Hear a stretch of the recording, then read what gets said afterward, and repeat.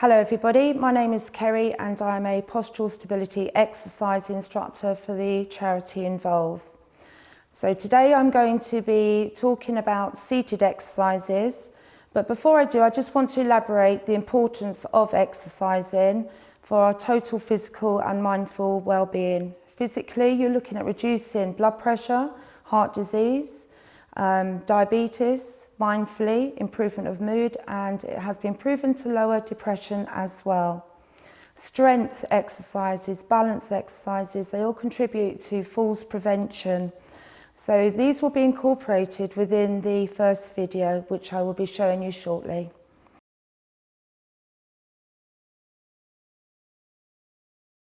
Hello. I'm going to now start the postural check for your seated exercises. As you see, I'm wearing shoes. It is your option whether to use walking shoes or without. The first thing will be seated at the front third of your chair. If you sit too far back, your posture will not be the greatest. If you sit upright, you're allowing all the organs to open up and breathe and helping your back to stabilise its length.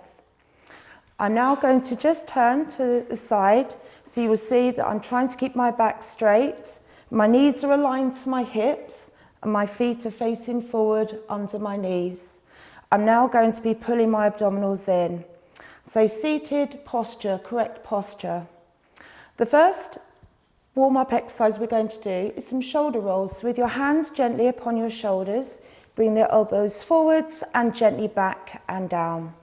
And move slowly. So just opening up the shoulders, and you can do this maybe 8 times. And then the opposite direction, breathe evenly.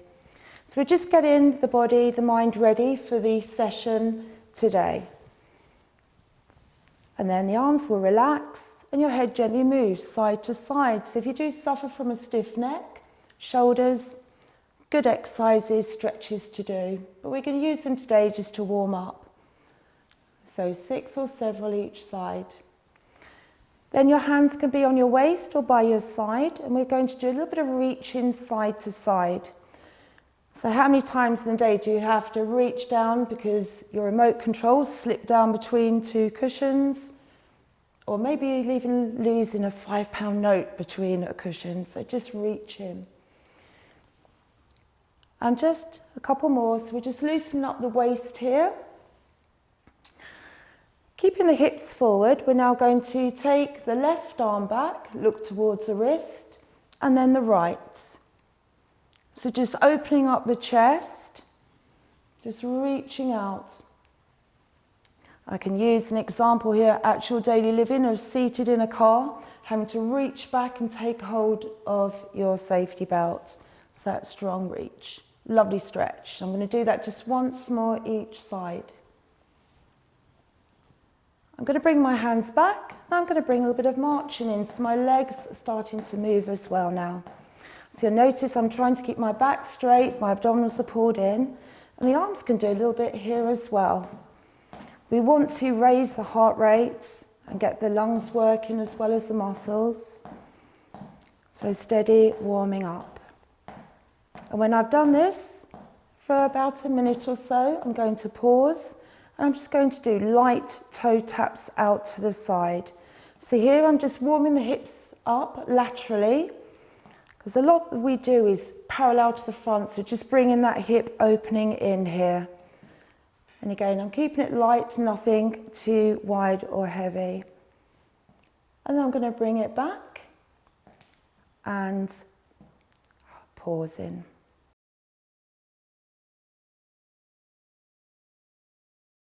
Now that we've warmed up, we've gone through the warm-up components, we're now at the aerobic component. No worries, this isn't about jumping jacks. This section is about increasing your heart rate and your lungs. The heart's a muscle, we want to work the heart. And you will get a little bit of a puff on, even seated, doing these exercises. Also good for working the legs, bringing strength into the legs and the arms.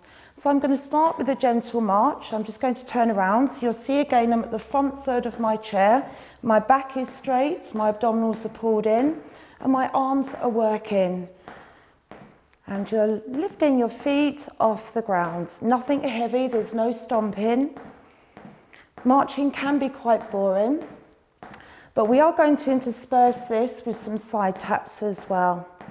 So we want the heart rate to increase gradually. We don't want to go too heavy too soon. So everything is nicely running in that graph at a sensible gradient. So if I felt I could bring a little bit more in, I would lift my knees a little bit higher. How long should this section last for when you're practicing at home? Maybe up to 5 minutes or so. You can always start with 1 minute, 2 minutes, and increase over a period of time.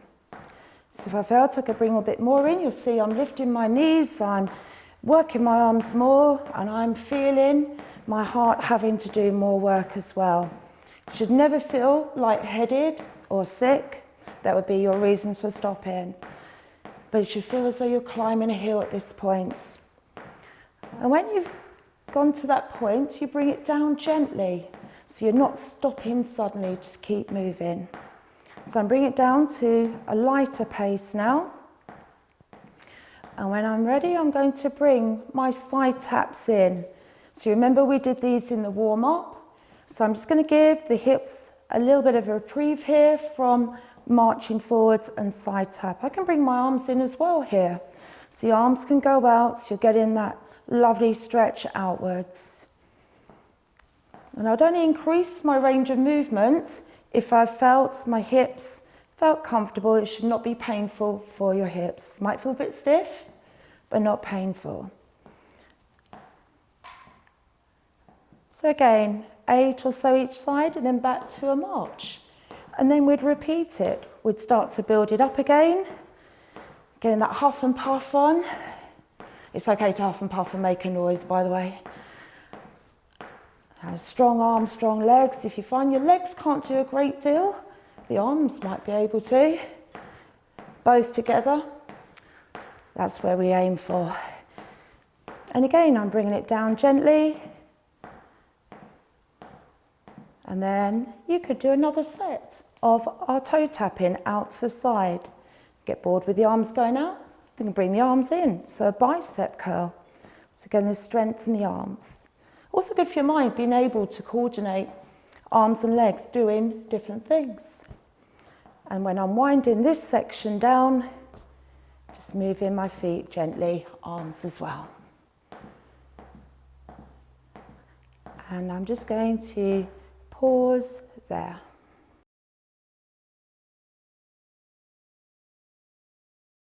Okay, so we've warmed up, we've gone through the aerobic component. So now I'm addressing the strength aspect of the seated exercise. Strength can be attributable to many things: how we pick something up, how we move something, getting up out of a chair. So the first exercise is the sit to stand. Your sit to stand is your ability to have the strength to get out of a chair. Most of us have got a favourite chair at home that we get out of. And sometimes we need help to get out of a chair. So these exercises will give you the tools to practice developing strength of getting up out of a chair safely.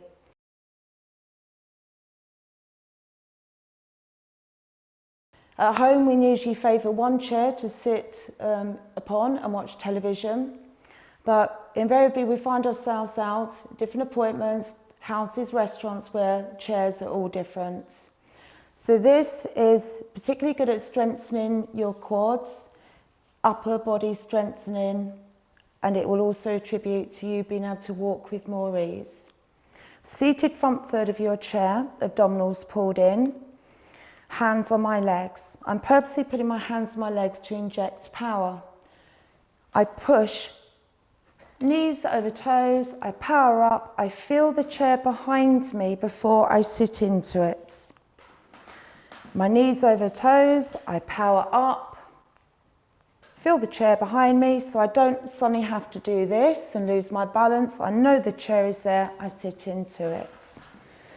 If you don't need to power yourself up, arms by your side, leaning forward, coming up, feeling the chair behind you, sitting back into it. And we keep going. This is where the strength goes into our legs and giving us that little bit more power.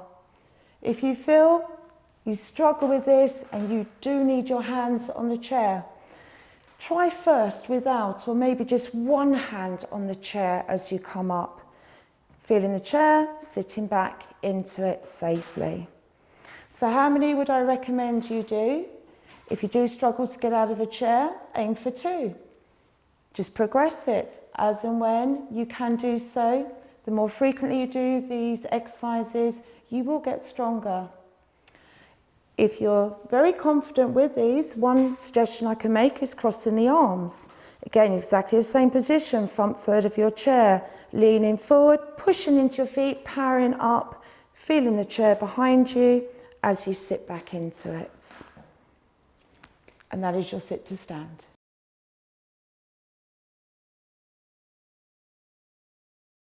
So using props in a postural stability class or a fitness class is always a good thing to do. It helps resistance and it just allows you to be able to move with a little bit more strength and offer flexibility. So beside me, I do have a resistance band and just a general football. So I'm going to start with the band firstly. This is a TheraBand. They're also called resistant bands.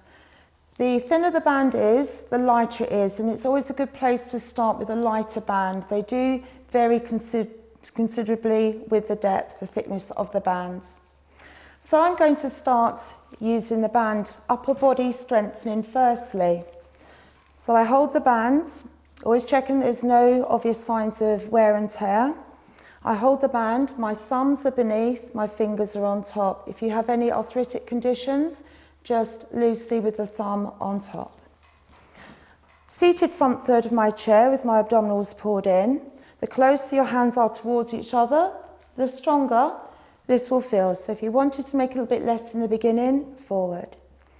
And I'm going to draw the band towards the lower part of my chest, my shoulders draw back, and I'm going to slowly bring it forwards again, so chest height. So strengthening your upper back here and enabling a good posture to develop. You don't have to go particularly close in. I'm going quite closely in here and I'm really feeling my upper back working. So I'm evening the breath, I'm breathing in as I pull inwards and exhale as I return it. So 4 or 5 times to begin with. You can take the band up a little higher if you wanted to add more. As I said earlier, the closer the hands are, the harder it is. So concentrate it now even more as I bring it back. With these, don't fly it back forwards. So it's almost like resist as you draw upwards. And that is using the band. If you didn't have a band to use, you could pick a couple of tins from your kitchen cupboard. You could bring them down and bring them back up again. You can bring them towards your chest and forwards. Or even a small book as well. So you can eye up all the things in your lounge, in your kitchen, and think what you could use, but always start light and progress heavier.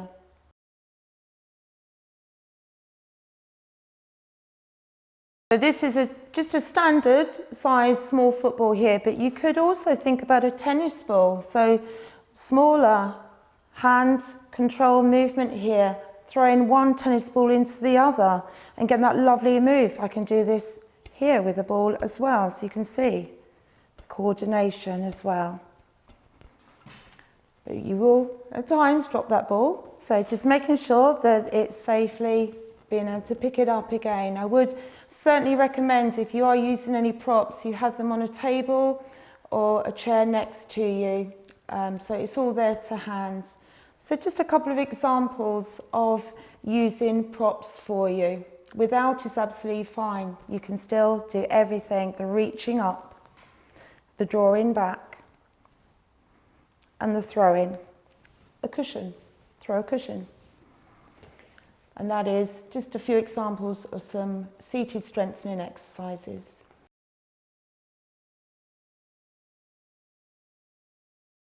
Well, we've been through all the components, which leaves us to the stretching component. It's so important for us to stretch, especially after we've had a workout, just allowing the muscles to stretch back to their original place. It is likely, if you start exercise, that you may find your muscles ache, and that is normal. That is absolutely normal. If it's pain over a long period of time, that's different, but muscular aches certainly should be felt, and everybody is different, I will add to that. Also, the importance of stretching is that we keep that flexibility. For example, if you need to be able to touch the back of your head, we do struggle to get the arm up. So all these stretches are very applicable to daily living. I'm just going to turn myself around to the side. So I'm going to start with some seated leg stretches. Front third of the chair, I'm going to take my left foot forwards, my foot is flat. I'm going to lean safely forwards. I can use my hands on the chair if I wish, or lightly upon my lap. So I'm focusing now on stretching through the calf, the lower part of the leg.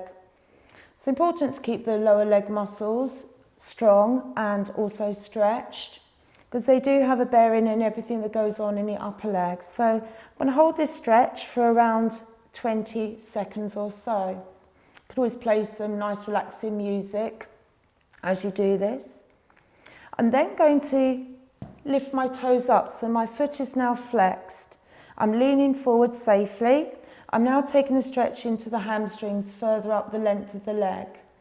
So a hamstring stretch, and again 20 seconds. You might decide to hold the stretch a little bit longer, and there's no reason. If you have the time and it feels good, stretch that a little bit longer. I'm then going to take my left leg out to the side, and I'm leaning slightly to my right, so stretching through the hips. They need to be stretched. Your foot can be relaxed, it can lift up. If you flex it, it's a little stronger stretch. And again, up to 20 seconds. I'm going to bring that foot in, and exactly the same with the other leg. So the right foot forward, leaning forward safely, front third of your chair.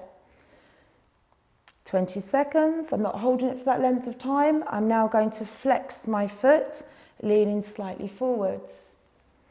And again, 20 seconds or so.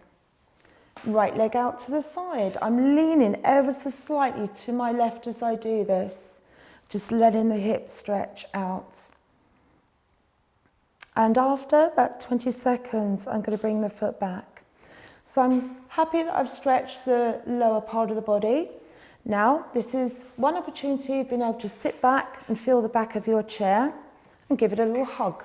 So you're holding the back of your chair. If you're able to get your fingers, thumbs together, great. Otherwise, just hold the chair. So again, a good posture, getting that stretch across your chest. One little point I'm going to make about this particular stretch and the chest in general, a lot of the time, especially when we're less mobile, in mid-latter years, we do start to round our spine. It does mean all the organs start to compress. The lungs, the heart, digestive organs cannot move with as much ease. And by doing this, you're opening everything up, encouraging good blood flow as well. So this is a great stretch across as well. The last stretching is to lift the right arm up if you can and place it as far behind your head as you can. I mentioned this earlier, being able to take your hand behind your head, simply being able to brush your hair or do a button up. If you do struggle, just take the arm as far back as you feel you can. You can bring the other hand just to support.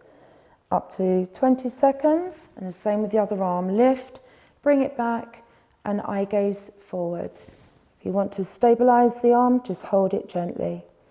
Struggle with that, just bring the arm up. Or you can, alternatively, just draw the arm back here. Okay, so seated, stretching. I stretch all the time. It's so important. The body needs it, the muscles need it, and do make sure you're doing your stretches at the end. Thank you.